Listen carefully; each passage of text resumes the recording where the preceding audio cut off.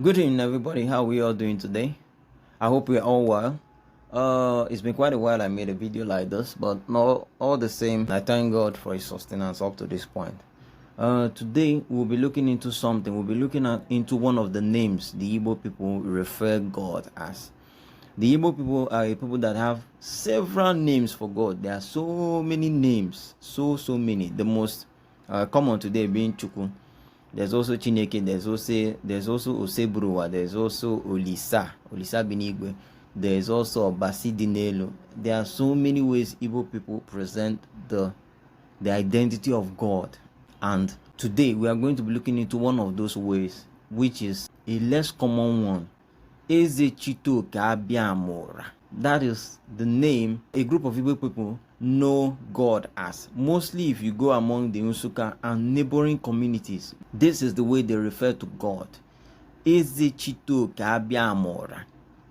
Now, this name has been subject to a lot of arguments and counter-arguments about what the exact meaning of the name is. I came across the name when I was reading about kings in Igbo land.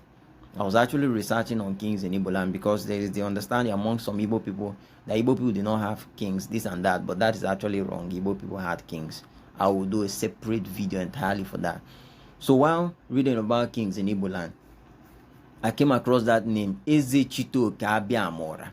The Eze was what attracted me to that name, and so I started to read more about the name, and I saw that the name is very, very unique. I'm not sure there are other groups of Igbo people who refer to God in that way, but we are going to break down that name. Now, we start from the first. It is a group. The name is a group of words. Ezechitoke Abiama Ura. You take it one by one. Now, we start from Ezechitoke. Ezechitoke is actually simple. It's part of the simpler part of the name. Ezechitoke, when you break it down in Igbo, it actually translates to God the provider. On a simple level, God the provider. Ezechitoke.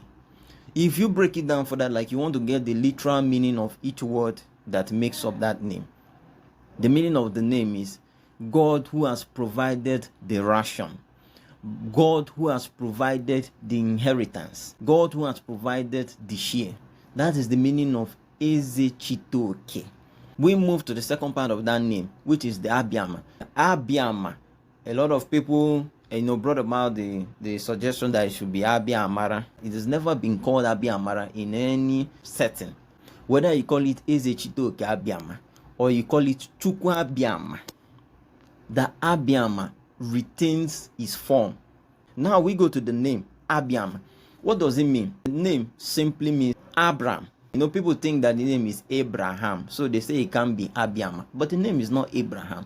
The name of the patriarch is Abraham, and it is that Abraham that distorted over the space of 1,500 to 2,700. That is the date of how long Igbo has been existing. Between that time to today, it has been distorted to Abiama, and you can see the close pronunciation, Abraham and Abiama. Okay, now we didn't just come up with this and say, oh, it has to be Abraham. It has been captured in a record which I've shared here. A book that was captured, published in 1670. That's heading to almost 400 years now. It showed the Igbo people call themselves the seeds of Abraham. That is how the Igbo people 400 years ago, introduced themselves. So it's not something we just came up with. We've read it and we've seen that name Abiam is actually Abraham. Now, going to the third word in that name, Ura. Now, the Ura there has also been a subject of controversy because a lot of people, they try to interpret what it means. So they suggest that, okay, it should mean this, it should mean that. Some cannot say at all. They just left the word. But that is the traditional and official name of God among the Nsukka people. Ezechitoke Abiama Ura. Now, the Ura there. In the course of investigating what that word might be, I came across something. Now, it turns out that the Ura there is actually pronounced Ur. Ur. It turns out that the man, Abram, was from a place known as Ur. Ur in history. That city I'm talking about, that city is up to 3,000 years. Between 3,000 to 4,000 years of existence. That is how old that city is. Ur is no longer in existence per se. Now it's just a deserted area. But that city was prominent around 3,000 years ago. Ur, and that is where Abraham was known. It was a very prominent and famous city. So it turns out that the Ur is what was taken by the earliest Nsukka ancestors. The earliest men took that name, Abram of Ur. They took the Ur and attached to that name. But it has been, it has changed. It has undergone a bit of evolution since 1,500 to 2,700 years ago. And is now presented as Ura. Ura there, the A there is added to the R, the ending R sound, because by Igbo standard, the word cannot end with R. So they have to interject a vowel at the ending, and it becomes Ura, whereas the original name was Ur. Look it up. It's a Sumerian city, Ur. And another interesting fact about this particular city is the fact that that city went into a kind of, it faded, so to say, around 500 BC. If you calculate the time, that's about 2,500 years ago. So you find it surprising that a name that was last prominent 2,500 years ago is still maintained in the Nsukka dialect today.